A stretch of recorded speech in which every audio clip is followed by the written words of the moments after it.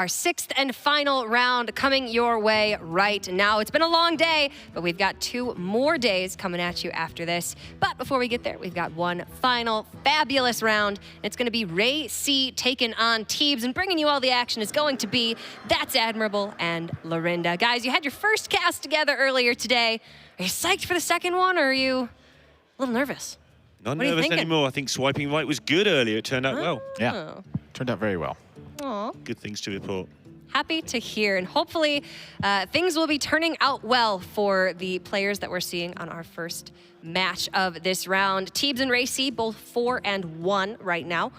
Ray, of course, a player for Panda Global, and then Teebs, I believe, is on Royal Blue, and I believe he finished also in the top 16 at the very least at DreamHack Montreal, his first top 16 DreamHack performance. Yeah, and that was, he messaged me afterwards saying, I want to know about my game wins at Montreal. Was that like the best percentage of the tournament?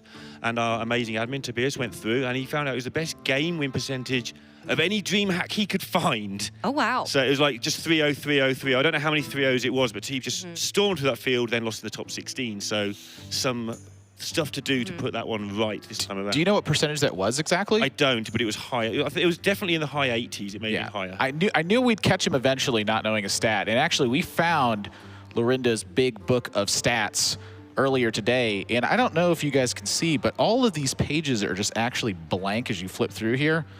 They're just, none of them have anything written on them at all. So, I mean, I know they say that 93% of statistics are made up, 94. but yeah, oh, there you go. 94% apparently, but no stats whatsoever. I'm sorry. I've been found out, so Lorinda, I'm off. Enjoy your cast together, guys. I really wanted to believe the Teebs had the best game percentage.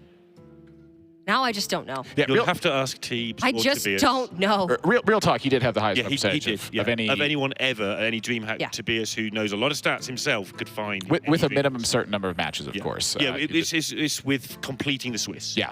Yeah, and I believe in the 2 DreamHacks that he had played previously, he's had a lot of DreamHack experience. He said he went 5-4, then he went 6-3. And coming into Montreal, he was very adamant that he wanted to make it to that top 16 cut. And he ended up, I believe, going 8-1. So he just skipped the 7-2 altogether, broke into the top 16. But he did unfortunately lose there. So he's looking to come back and get that win, make it all the way to the top 16 and beyond. And Rayc hasn't had traditionally great DreamHack experiences, but he did win and then top 2 in back-to-back ONOG majors at PAX events earlier this year. So that's sort of where his breakout appearance came, where he got his invite to Team Panda Global alongside Hot Meowth.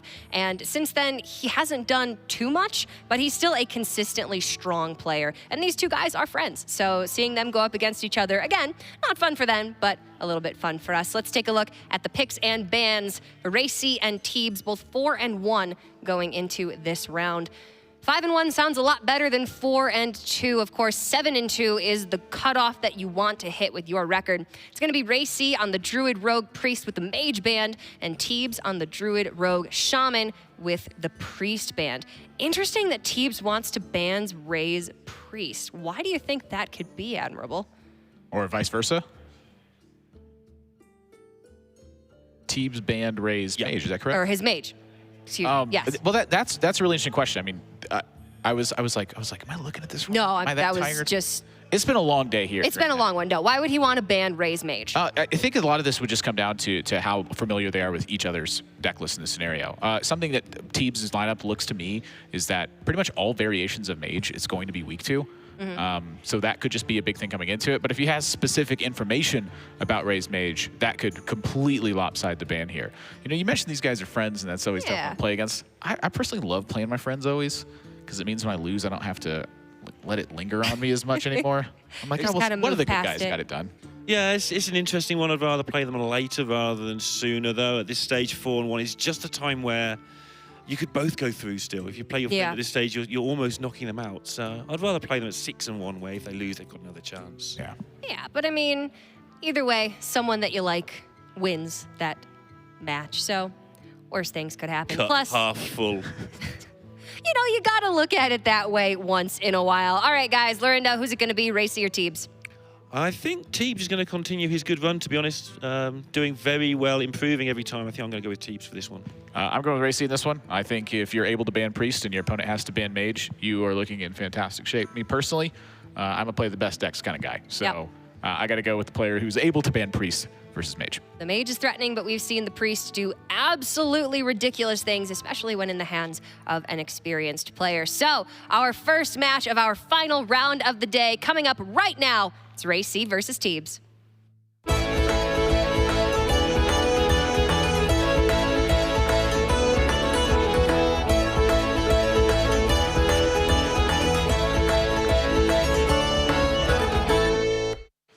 Yeah, we something else I want to touch on was actual Ray's win at PAX. With PAX South, I believe that he won, and that was such a stacked field. Like, the competitors at that event were some of the best competitors to make up a field in terms of the density of players that were there in a very long time. And earlier, I was sitting down with Rayc talking. He said he's felt a lot better than he has recently. At a lot of events, he's feeling a little bit ill, under the weather. For this one, he said he's felt better than he ever has after attending a lot of events. And this is from the top of my head, this is from the Empty Stats book, but I believe he made all 6 HCT playoffs, but he had to miss one through a dental appointment or something really bizarre. But I think he qualified for all 6. So he is constantly racking up those results, those points, all that good stuff, just to get into those top 64s. Yeah, I mean, he's just been a strong competitor for basically as long as that's been running through playoffs. So it looks like game is getting ready for these guys. So we're going to jump into that soon right here. And as you can see, Rayc starting off with Rogue and Teebs starting off with Rogue. Now, something else that I was doing backstage with Ray was raging about how terrible Rogue was performing for me. I could not win a single game with this deck, it felt like. Did he help put you right? Is he going to win this with his superior knowledge? He told me good players draw Prince Keliseth, but I don't see either of these guys having it. Perhaps it's a friendly agreement. They are friends after all. Let's play it without Well, it's funny to note. I think Keliseth hasn't really been the big determining factor in a lot of my games. It's just been how good my start is. If I'm the one gaining control of the board and really dictating and driving that tempo, I have felt like I'm in a lot of control, regardless of whether or not I've had Keliseth. The games that I've been struggling are when I draw super heavy hands. Got the Cobalt Scalebane, I have Bone Mare already, no activation for Vile Spine Slayer, that sort of thing. So when you see the hands open up, Teebs has this good mix of cheap little efficient things to do, and Rayc is much more defensive playing with the Shadow Blade and the South Sea deckhand. This is where I'm torn on trying to figure out who has the advantage in this. Yeah, this is a really close one because the hand of Rayc isn't that like super heavy hand to which you're referring. It's kind of heavy, but he is going to be able to switch things around if Teebs plays anything big with that Vile Spine. But playing big things isn't the order of the day at the moment. Teebs has just gone wide with these small things and going to get a lot of damage in just in chip. And he picked up the Shadow Rager. You know, you think back to Rogues for as long as I can remember through history. Fan of Knives. Yeah, where is it? Was permanently found in these decks. Shadow Rager right now is untouchable in this matchup. The players actually don't have a card in their deck that hits that card while it's stealth. Yeah, I mean, you can't play it in your deck because Spirit Lash is a card that is played in a lot of decks right now.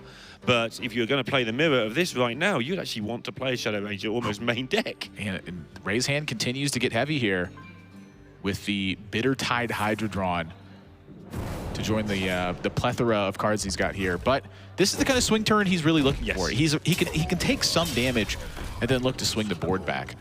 One of the big things that I feel is key to these style of matchups is one of two things. Number one, you're either 2 steps faster than your opponent, or you're 1 step slower than your opponent. I feel in either of those scenarios your favorite. And Ray might be this 1 step slower type of guy in this particular game. Yeah, this is a lot of trading that Teebs has to do because of how threatening South Sea Captain is. That's going to leave him open for anything big Ray has to do, but that's just not there right now.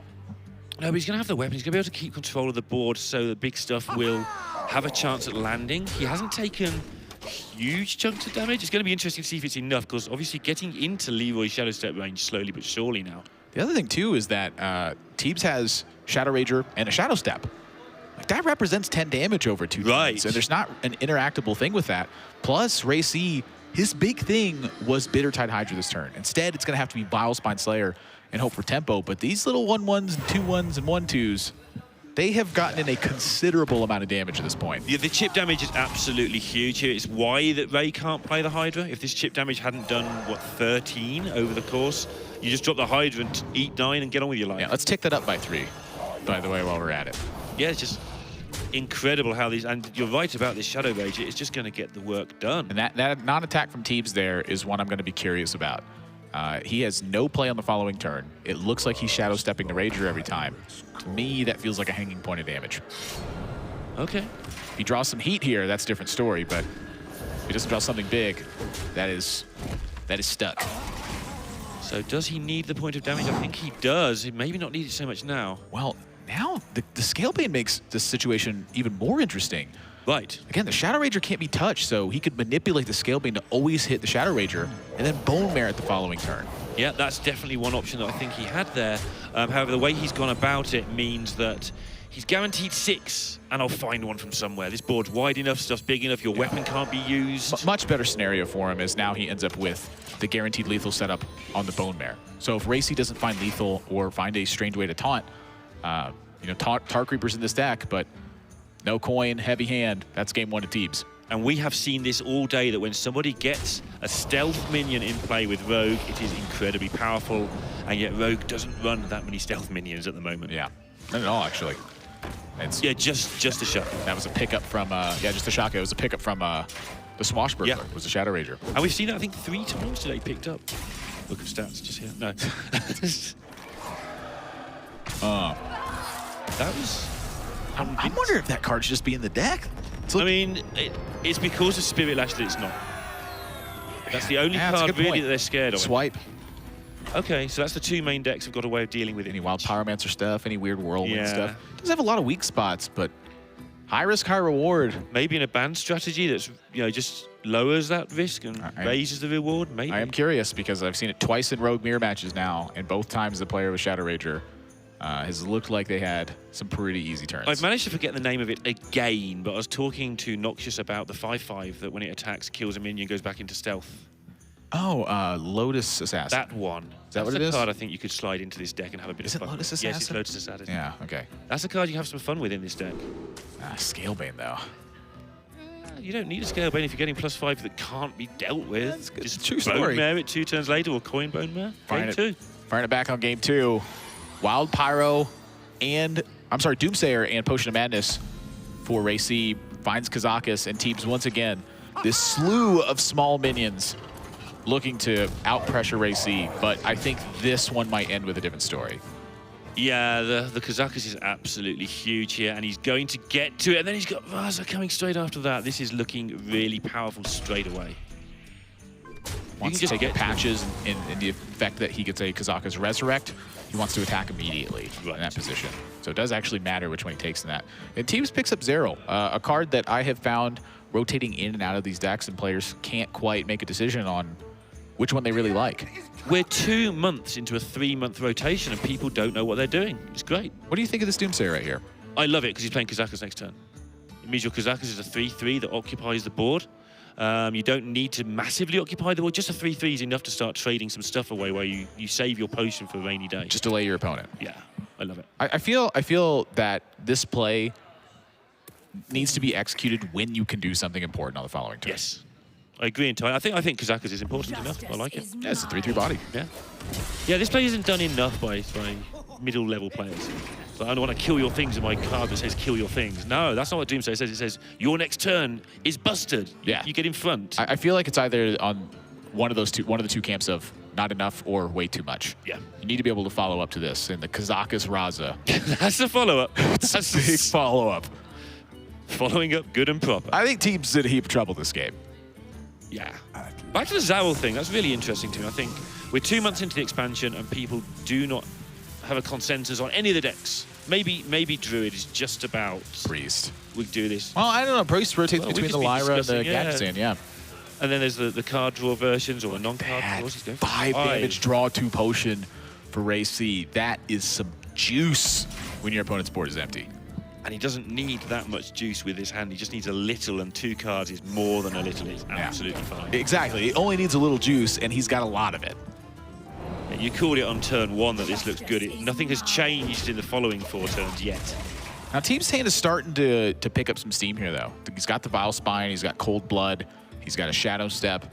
There are a few damage cards that could really put Rayc in check if those are found. The curves are working nicely for Teebs. He will draw into his bigger stuff as the game goes on, which is obviously when you want your bigger stuff. It's not been cluttering him up, but really, he really needs to get motoring. That's motoring a little bit. Now, the question here, though, is how Teebs actually goes about this. He has a lot of options here, and I'd like to see him take a little bit more time, but Vile Spining a 5/5 is about as good as it gets in this matchup. I mean, there just aren't any Priest cards you really want to kill. Velen never stays on the board because it kills you when you play it, so there just isn't anything else worth Vile Spining. Might as well get it over with now. No Cold Blood. And interesting, that is going to be an activator for maybe something else later. I am curious about that, maybe paying heat to Holy Smite. Yeah. I think he knows he gets killed, but I think 1 damage, 1 mana do 4 at any point is not too bad. This is a major swing for Rayc. Kills the Vile Spine. Draws a couple cards. Free Power Word Shield. Kill the minion. Seems good. Spirit Lash and Acolyte of Pain. Yeah. That is a ton of gas. And is that the return of friendly? That's the Shadow Step potion as well. Yes. Now, something Rayc doesn't have currently is a way to actually answer Edwin. How brave is Teebs? I think sometimes if you're in a tough spot, you have to do it. Teebs has seen a lot of stuff come and go, so he knows that there's a chance Ray doesn't have a death here. Is there a way he can force it? Maybe he can go for the Scalebane on this turn to test, and then go for the Massive Edwin next turn. But then you're getting 1 step nearer to Anduin, and you don't want to go anywhere near Anduin. If you're going to Edwin, you want to get it down now before Anduin comes to play. Yeah, Dragonfire Potion doesn't look like it's a big hurt for him right now. So this is Teebs testing the water with the intention to play Edwin, I think it is as well. Shaku, I think, may have just changed his decision. I believe so, and this is why your ordering is so important. That was a good enough pickup to make it worth his while to change tack. Yeah, I'm curious if it is, though. I'm not 100% sold on this just yet. So the second turn to play Edwin is after Anduin could have been played and wasn't. So maybe he's waiting until turn 9, and if he doesn't see any, he's going to play Scalebane next turn on the Stealth minion, which is really nice. That will try and tempt out a death. If he doesn't see an Anduin, then he can play Edwin on turn 9 and just have the world's biggest Edwin totally unchecked. Yeah, like he doesn't need to secure a Stealth minion in order to play Cold Blood in this spot. I mean, he has the South Sea deckhand. So I am curious where he wants to go with this overall. If he is going for like a big value plan, or if he's trying to just sneak in damage here and there, going, well, I have Cold Blood in South Sea, I can get this whenever I want. I feel that he's going to start testing for, have you got Death, have you got Anduin, and do that 2 or 3 times, and eventually either run them out of Deaths and Anduins or realize they haven't got it, and then just, here we go. Yeah, running your opponent out of Anduins is... Well, you know, things that deal damage to more than kill 5 or bigger attacks. Yeah, there's not that many. Actually. Usually when you run your opponent out of Anduins, they run you out of you. They run you out of town. Massive turn here for Ray. If he doesn't have answers now, he should have them in a moment. He's got a lot going on. They both have, to be fair. So this is Teebs playing into that crucial turn 8. Feels like a good turn to be dropping a Cairn, but there's not a whole lot that goes with it here. And that's really the problem, is Rayc is established board prior to Teebs establishing board. And that's something that Priest doesn't always do. There's a limited amount of minions in this deck. They're not big and they're not threats. They just all tend to generate value of some sort. There's no fun dealing with this Acolyte either. You sort of need to, but if you want to deal with it, you've got to Cold Blood up your Shaku or your South Sea deckhand, and they're no fun too. And Ray's is still 30. He's still got to deal 30 damage in the meantime. Yeah, although Teebs still has stuff. Ray doesn't yet have Anduin, and Teebs does have things going on, so it's not completely done. Well, Kazaka's not quite active yet, but we're about a Bone Mare and...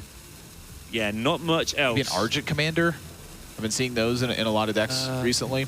Bone Mare. There really isn't much we haven't seen. Firefly. Maybe a Firefly. Maybe a Flappy Bird, although we didn't see it in the first game either. Oh my. This is bad news for Teebs. Yeah. Going to be a whole load of cards drawn, not just now and next turn as well. Rayc is going to cycle through so much here that You like my invention. should be able to just get to Anduin. That's all he needs, really. He's got 2 binding heals as well. Like, this is a lot of turns that Rayc's going to have. He may need them, though. I mean, looking at Teebs' hand, Ray's not killing Teebs anytime soon. Teebs is going to be able to exert some pressure. There's a lot of damage starting to chip away. That deckhand gone, too. I mean, that cold blood damage is not guaranteed anymore, and that shadow step is looking a bit stranded. I wonder if there was a chance just to play this Edwin and win this game for Teebs at some point. Maybe an 8-8 or a 10-10. I didn't add it up. Auctioneer for Rayc. Double heal. Oh my goodness. Silence Silence as on well. the 7-5 can. Oh my, buckle in. And the bad news for Teebs here, apart from the obvious, is that he's not even going to get the information about whether there's an Anduin, because silencing the Cairn with an Auctioneer is a fine play with or without Anduin. Oh, and this is going to just be so much more likely that Ray ends up with it. Yeah. Because look at how many cards are getting drawn. And as it happens, I'd like to see how this world turned out if Teebs did make the huge Edwin on turn 6 or 5, or 6 I think it was. That's the only thing that I don't like about Hearthstone is that we'll never know. We can't just go back to that position and try again and see what would have Oh, happened. look at this from Rayc as well. Using the hero power to draw, trading in the Northshire Cleric, and then using the circle healing. 3 more draws for Ray. Still no Anduin though. Still not there. Well, But he's got everything he needs to get there now. he is running out of cards in the deck. It's like the old Freeze Mage meme. Every card in his hand is pretty much either going to draw a card or buy him time to draw a card. And with Teebs at 14, where on earth does this damage come from? Actually, Ray just might not need Anduin. He may just go straight in there with Velen and Mind Blast, and that's 10 more. He just ripped the Mind Blast. But again, I don't see where Teebs finds the damage from this.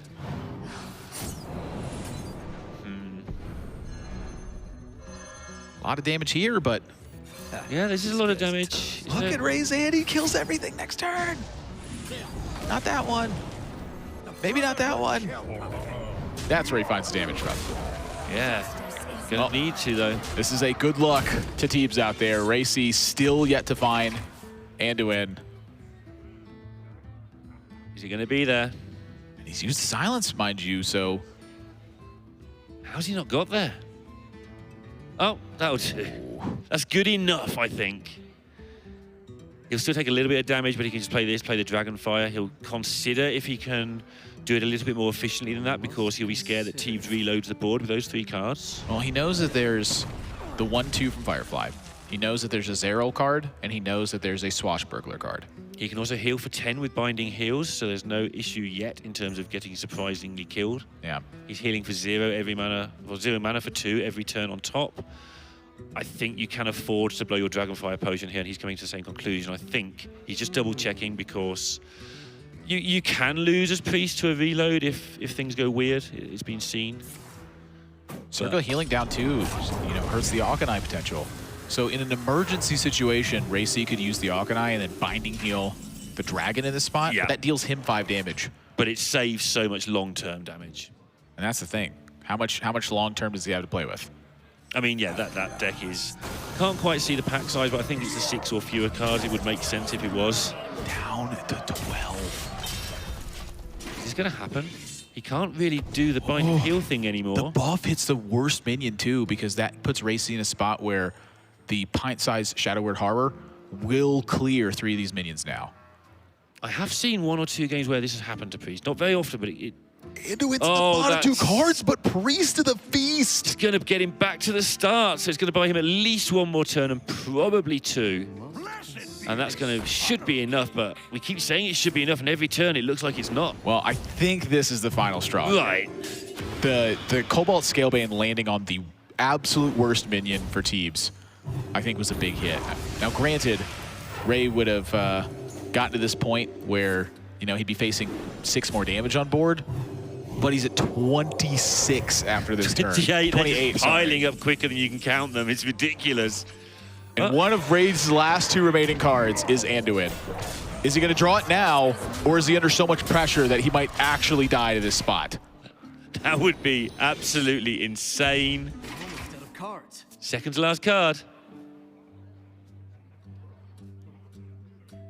It's Are you kidding? What can he do? He has to kill some stuff. Has he got any way? So now, I think Ray has to expend the Velen in this spot if he wants to live. The Velen will heal him for 10 plus 6. It'll heal to 30, right? He'll heal to 30. He'll only take 22, 23. If he gets Leroy, it's 29. Well, Teebs has the Shadow Step in hand, too. Potion, so Leroy will be lethal next turn. Unless we're missing something. So he's got 21 on board, 22 with the dagger, and then 4 more with the bone. He's got 26 damage just with what's on board right now. I wonder. A casual 26. How has this even got to this position, Admiral? This was over on turn 4. It was over on every single turn after turn 4 until this one. That's what it felt like. I thought that Ray had it clutched the entire way. And he still may win. But I don't know if he can get high enough to get away with all this stuff. Teebs going to have some outs even if some of this is dealt with. But he's only on 26. He's going up to 30 here. Because he knows he wins next turn, so he can afford to dropping the pyro. And this is it. Oh, not enough. Not enough. Rayc played that turn incredibly well. He could have stopped at a series of very high numbers, but needed them all and realized it. Knew there was that card in hand that was almost certain. Well, he knows that it's a card from Zarel. Yeah. It's not being used in all these turns. What can it be? He's worked it out. It's probably the Shadow Step. So he's played around that. He would have used the stealth here, I think. Yeah. Or, prior turns. He would have used them all. So damage probably would have been expended. Almost everything would have been expended by this point. So Ray has done this knowing he hasn't just overcompensated to be safe. He's done it with the knowledge that he has to do it. Yeah, and Teebs is now 100% positive that he is facing an Anduin. So should he be using his potion to bounce one of these 2 minions? Right, and if he does, can he make it work? Can he trade? Can Ray kill him? Ray may have to kill him slowly but surely 2 points a turn. He's got no more cards to feed the Anduin. All of his damage cards have gone. How well has Teebs tracked all this? Zero provides another card. Yeah, that's 2 effects right there. But from where Teebs is at, he doesn't know that, of course. Teebs is just expecting it to be a random And Teebs doesn't have to trade with the Velen here. He knows that Rayc has to kill it, but does not have the gas to finish this game. Shakes his head, what can I do? Rayc draws the entire deck Anduin card 30, and he walks away with a tied series. We knew he had it in the bag all along. Yeah, I mean, don't put the camera on us right now. We said it earlier. He was in trouble. Yeah. Teebs, that is. We knew. But yeah, Ray tracking that card, very important there. Could easily have just said, 26, that'll do. Needed to get all the way to 30. And Teebs managed to keep on going at that. Still want to know what would happen if he played that Edwin early, because Ray didn't draw an answer to Edwin for a very long time. But it's all ifs and buts. It doesn't mean it was right or wrong. Yeah, I do like what he set up with Edwin, which was, again, 2 big minions at the same time. After he got the read, Anduin wasn't in Rayc's hand. I think that was probably his best way to navigate that. It just ended up in a bad position for him. And Rayc, as we roll into game 3, if you want my personal opinion, I think that this matchup is Priest favored. I do not think that without Innervate, that Druid has the same explosive potential that it once had. The kicker to that is that Mark of the Lotus has started to rotate into a lot of these Jade Druid decks. Yes. They have a bit more reach than they used to have, and sometimes they can surprise Priest players like Rayc here by buffing just outside of the Dragonfire Potion range. I'm almost on your side on this. I feel that it's Druid favored, but nowhere near how the press gives it. Now, notice that Medivh pickup. That card trounces a lot of late game decks. Right. All weapon destruction has basically been cut from the high level competition. You rarely see it anymore. Yes, so and that means Atiesh just cranks out value. The reason I think Priest is very good in this matchup, as in 50-50 as opposed to, or 51-49, whatever, as opposed to what most people say, is it has 2 ways to win. It has the way that everybody knows, where you just beat them with combo, you don't die. But sometimes you can get this minion-based start with the Kazakas, give everything +4 health, and just go at the Druid, and it can't defend itself. Yeah, you just beat them up. You just kill them with really bad minions sometimes. Yeah. So that gives you an extra 5 or 10%. I'm not saying that happens often, but that's another way the Priest can win, and I feel it tips it really close to an equal match. We saw Purple do that at Summer playoffs for Americas. He literally just played a bunch of minions in a row and dealt about 20 damage with them. And then suddenly you pick up Andrew and you just win because you win. Sam was because you've done flimsy, too but much. he just dealt a lot of damage with minions. Teebs, I think, is faced with a very unusual choice here at the Spellbreaker as well. Huh. You're saying he could do this now just to cut out the loot hoarder? Well, if you're sitting in the hot seat. What's your thought? I do it. Teebs agrees. I think that denying Priest cards by not giving them Ultimate Infestation is really important. Well, doesn't have as much control over that one. Rayc doesn't have ramp, though. I mean, that Ultimate Infestation is at the earliest turn 9 with the Radiant Elemental. Yeah, it's probably going to be too slow. If Ray's relying on that card, he's probably in trouble. Unless it comes down to one of those slugfests. The perfect draw for Teebs. The absolute best draw in his deck is Nourish. When your opponent plays Doomsday and you have nothing to do, that is the time to spend 5 mana cards that simply build towards something bigger. That was a very different Doomsayer to one we saw in the last game, by the way. This time, Ray hasn't got a follow-up. It was just a, you've got so much to do on this turn, I need you to miss this turn. And like you say, he didn't miss it. He pulled the Nourish. Yeah, Aya Blackpaw, Jade Behemoth. It delays any of those turns where Ray would normally have 0 answer to that. He's found 2 different uses for Doomsayer in 2 games. Oh boy. Very different uses. That is this last sight Ray wanted to see. And yeah, don't be fooled by the low casting cost spells. A swipe with Atiesh in play is absolutely fine. As soon as you hit like the 4 mana mark, I feel like you're totally okay to start. You don't mind a 4/4 or something of that ilk. 4/5 if you're not running too bad. You can't cycle Wild Growth though. You get a 2 and a 0. Yeah, perfect. Just what you want. Yeah. Every time I have Atiesh, all I'm hoping for is that'll get buffed from the Atiesh. Boom. That's crazy.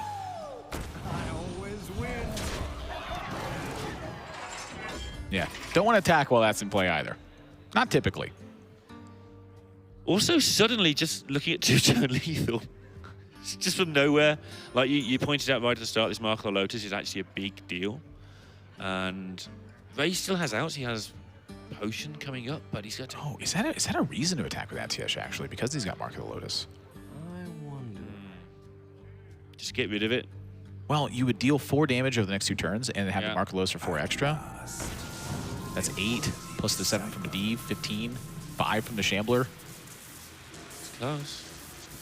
22, 23, that means with 26 damage if Ray didn't answer anything. Oh boy. Summoning a card and drawing a card. That's all he's got. Understanding how far behind he is, using that 1 mana spell, that helps so much. So tempting to go for 5 here. You're behind. You've got to get these cards played to catch up. That makes a 6 drop right now. That's good. Spreading Plague is usually pretty bad. In this matchup, With this in play. it's pretty good right now. Yeah. What are we going to get? Oh, pretty much the worst 6-drop you can get, but it'll do. It's still a Yeti. It's plenty against the Priest. It might be better than a 6-drop, a 4-drop. It's weak to Dragonfire Potion, strong to Anduin. But I think Teebs may have gotten the word the Dragonfire Potion. Yeah, I think Dragonfire Potion may have been played by now if it was in the hand. And Teebs is considering the mark right here, and I don't blame him. It would put some of his stuff outside of the range of Dragonfire Potion. However, it would put some of his stuff in range of Anduin. Yeah, it's a tough one. What? Teebs just missed a point of health. It's been a long day. Straight up miss. But that's a miss. No excuse for that. What's Ray going to do about this, though? He's probably going to die. That's That's one way out. He does have 3 card draws coming, though. Finding it amusing that a lot of the biggest plays you make with Priest involve healing your opponent's board all the way.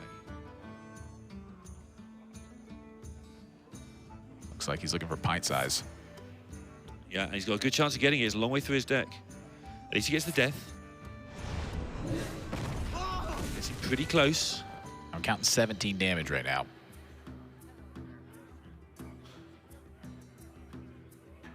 Yeah.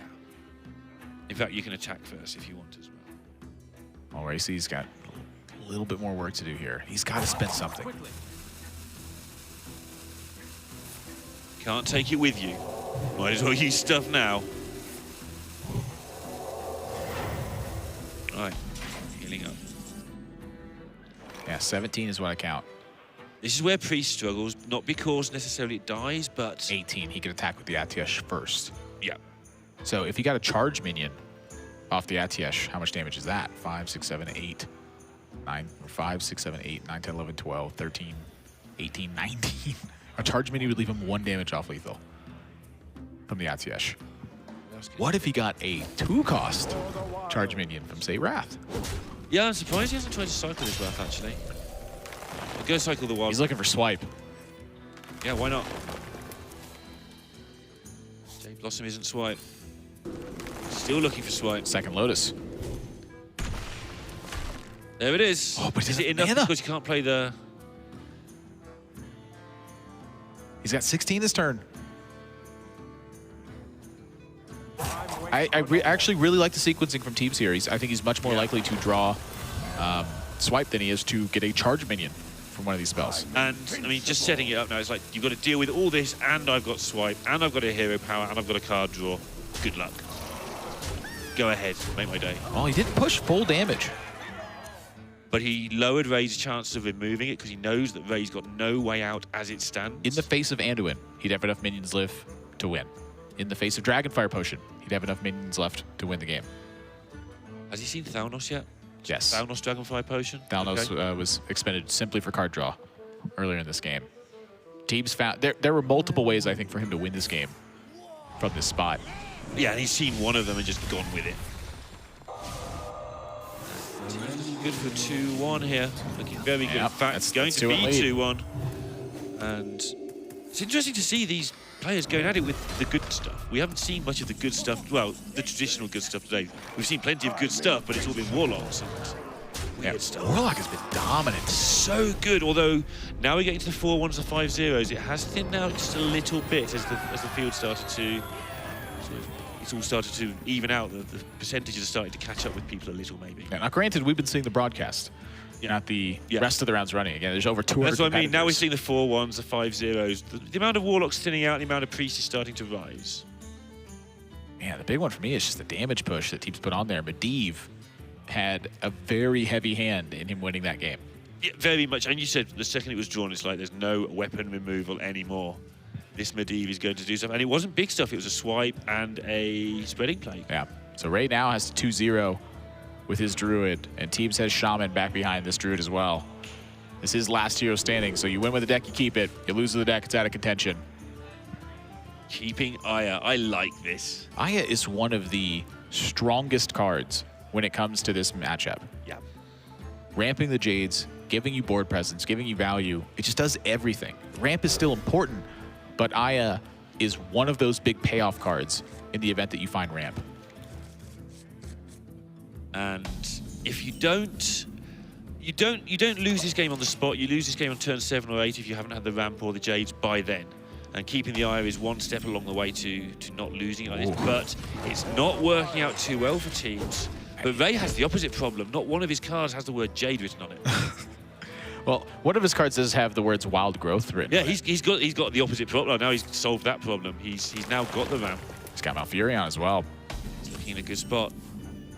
Teebs needed to pick up ramp there, and he did not. So Ray definitely off to the advantage here.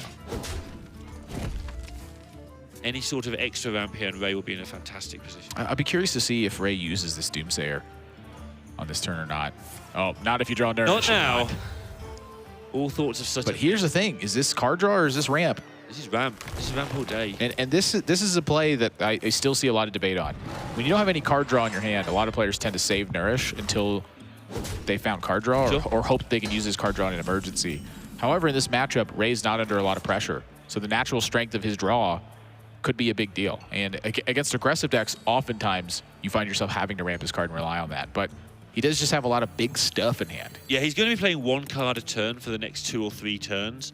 And if you're playing one card a turn, your hand's staying the same size. And some of that should turn into draw over the course of the next 3 turns. See if this Vandrel disrupts. Yeah, you just swipe hero power this if you don't want teams to nourish. That'd be the worst thing that could happen. You've got to stop that from happening. So it disrupted Ray's play, but Ray's play wasn't going to be too great anyway, so he's fine. He's also got Ultimate Infestation whilst all that was going on. Oh, Nourish gets drawn. Now, Teebs has got the RTS potential. Well, the thing that I'm looking at here is that Teebs has two distinctly different lines to take. Number one is the Jade Spirit and Aya. Yeah. Start to ramp up the Jades, try to get ahead in that pressure. Number two is he can Nourish in the spot, drop the Medivh, and then look for the big Kun turn where he gets a lot of value. Either it's lined up with the Aya and the Jade Spirit, or he draws a big spell by that point. Obviously, Ultimate Infestation is the one. I like the Medivh play, and I'll tell you why. It's because Swipe and Wrath still have merit at this point because the Jades on Ray's side are still small. Swipe gets progressively worse as this game goes on. And I don't mind having a 4-drop with my... That's interesting. Ray makes taunts instead of poisons. Wow. That is very interesting to me. He's paying a lot of respect to a potential Primordial Drake in this spot, I think. I'm fascinated by that because Teebs has shown willingness to go into big stuff here. And I think you might take the chance with the Primordial Drake. These 1-5s aren't doing much. This game has gone silly. These next couple turns for Teebs are going to be huge. Sure. And then after that, it just keeps going. I mean, even without the UI, he's already got the double Jade turn. And Ray's going to have to think about this Doomsayer going into Teebs' 10-mana turn. Maybe that's why he made the taunts, was if Teebs did something big here, he could play the Doomsayer afterwards. Gonna go with it. Whoa. Okay, that explains a lot. Now, if you're Teebs, do you drop Aya? Well, I am going to be very curious about Rayc playing the Jade Behemoth if he intends to play Doomsayer this turn. And Ray, I don't think he's happy with himself. Actually, he took a lot of time suddenly counting stuff and thinking, I mean, I don't think he can afford to throw away a Jade Behemoth and the Doomsayer to try to get an Ultimate Infestation turn. I agree. That is a lot of lost value if you pour that resource in there. Now, Teebs can afford to use 2 spells here because he won't mind at all after UIing with RTS. Yeah, once he gets the Ultimate Infestation off, he's golden. Yeah. So he can afford to use 2 spells if wants to. Doesn't matter if he uses 2 if he charges up. And that's what it looks like he's going to do.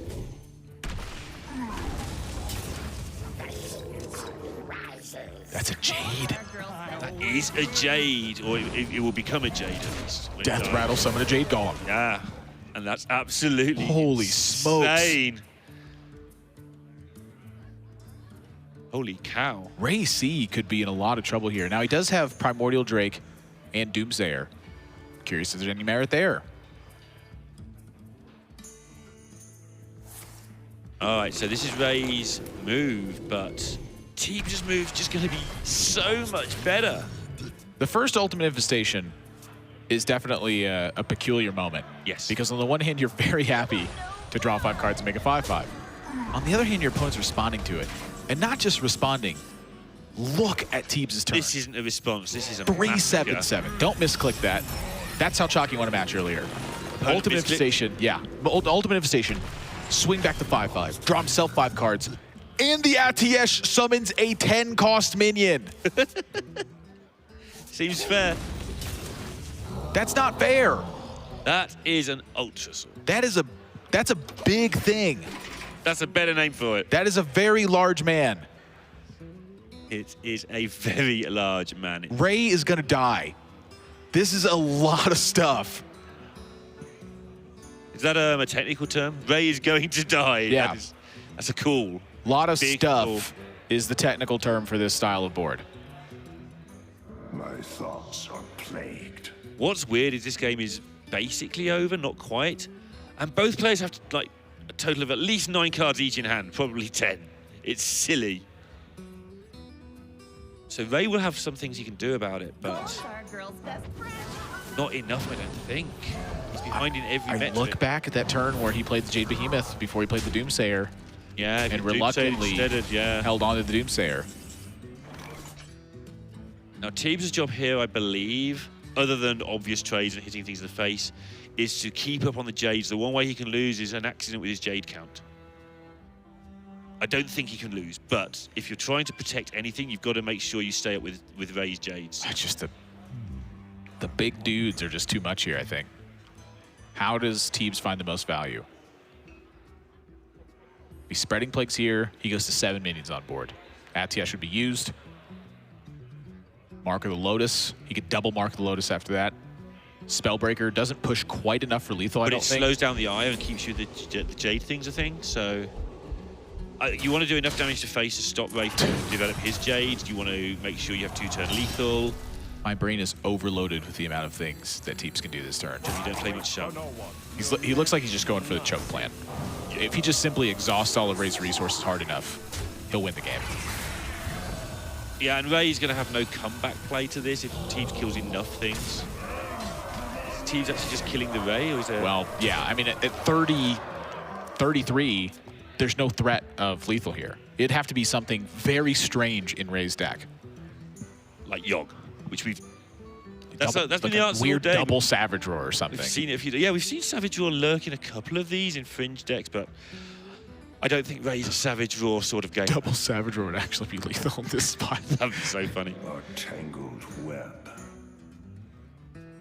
Can he make anything at all of this Primordial Drake? I think the answer's a resounding no, he can't. Look at the numbers. Just the numbers are huge. Pretty excitable numbers. I don't know what. I mean, maybe like a double mind control tech or something weird. Yeah. I mean, he's at 3. No way. He's not at like 20 or something. Like, Spreading Plague maybe buys him a turn. Maybe. Yeah, probably. In fact. Yeah, just no way. The stuff just kills it all straight up. You win. Teebs takes it 3 games to 1 over Ray with an astonishingly large board in game number 4. That is about the most power that I think I've ever seen him play at one time. Insane. In the last 2 Swiss tournaments, that puts Teebs at 13-2 in the Swiss phase. That's a lot of wins That's and a not very lot many of losses. wins. That's a stupid number of wins with 2 losses. 13. What's the percentage on that? It's 13. 6.5 to to 15. 6.5 wins to 1 loss. Yeah, so I don't know. That's like I'll 85%. just make up a number. Yeah, let's just hang on. cross-reference the stats book real quick. But Teebs just ran away with some of those games. I think that the game as Priest is really the most debatable one. Right. Where should he have gone for the bigger Edwin and taken the risk, or should he have gone for the setup that he did, which ultimately wasn't quite enough to get there, while Ray's 30th card was Shadow Reaper And still won, which suggests that maybe Teebs should have taken the risk. If it goes to turn 30, where you would place the Anduin if you could, and you still lose, no matter how close it was, then at some point you should have taken a risk. It's possible. You know, his draw pan out wasn't the greatest. Again, to get It wasn't bad, He got the bad Scalebane on the turn going into the did, potion but horror turn. He drew enough stuff to keep pressure on. It wasn't like he completely whiffed like with Shadow Steps and stuff. He drew okay. It wasn't ideal, but you know, your opponent's Anduin's 30th. You're in an okay spot. So you're not entitled to draw every single thing your way. That's the interesting one that I'd like to go back and watch again. Yeah, so sounds like we also have a side match as well with Monsanto versus Hot Meowth. Oh, nice. That's happening here, and I believe I heard they were in their first game Okay. thus far on the Most of side. this?